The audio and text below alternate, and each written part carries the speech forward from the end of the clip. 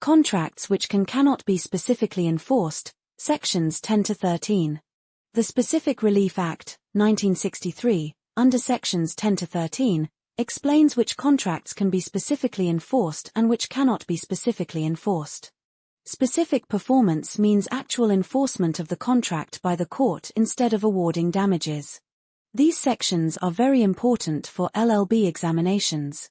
Contracts which can be specifically enforced. Not all contracts can be enforced by specific performance. The law allows this remedy only in certain cases where mere payment of damages is not sufficient to do justice. Under the Specific Relief Act, 1963, especially Sections 10 to 13, contracts which involve unique subject matter, such as immovable property, or where compensation in money cannot adequately remedy the loss, can be specifically enforced. While granting this relief, the court also considers the fairness of the contract and the conduct of the parties.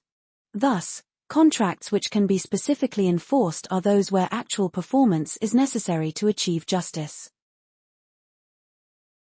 Section 10. When specific performance can be granted. Section 10 of the Specific Relief Act, 1963 lays down the situations in which the court may grant the remedy of specific performance. According to this section, specific performance can be granted when damages are not an adequate remedy for the breach of contract. This usually happens when the subject matter of the contract is unique or special, such as in contracts relating to immovable property, where money cannot fully compensate the loss. The court also considers whether enforcing the contract would be fair and just, and whether the plaintiff has acted honestly and is ready and willing to perform his part of the contract. Thus, Section 10 empowers the court to order actual performance when justice cannot be achieved by awarding damages alone. Example. A agrees to sell a piece of land to B. Later, A refuses to sell. Since land is unique and money cannot replace it, the court may grant specific performance. Case law. Motilal Jain v. Ramdasi Devi, Air 2000 SC 2408.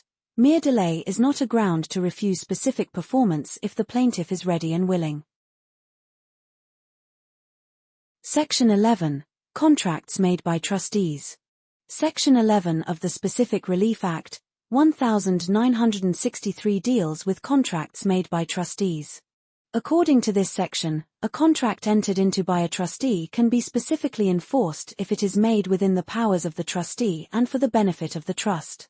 However, if a trustee enters into a contract beyond his authority or in violation of the terms of the trust, such a contract cannot be specifically enforced against the trust.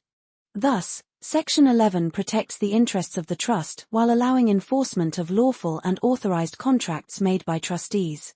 Example. If a trustee sells trust property without authority, the contract cannot be specifically enforced.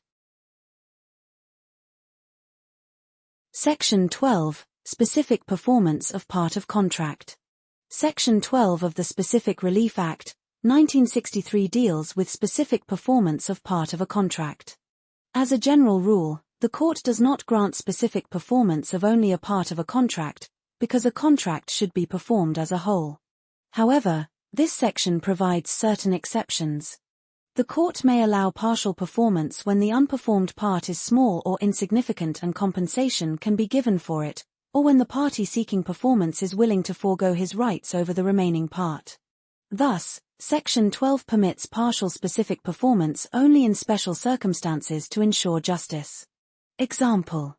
If a seller cannot deliver a small portion of land due to legal reasons, the buyer may accept remaining land with compensation.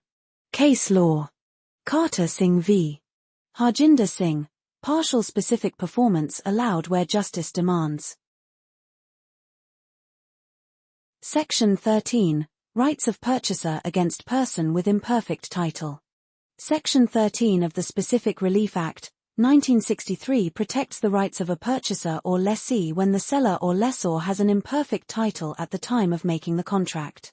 According to this section, if the seller later acquires a valid and complete title, the purchaser has the right to enforce specific performance of the contract. The purchaser may compel the seller to make good the title and complete the transfer. Thus, Section 13 ensures fairness by protecting the purchaser from loss due to defects in the seller's title at the time of the agreement. Example: a contract to sell land to B before getting ownership, but later acquires ownership. B can enforce specific performance.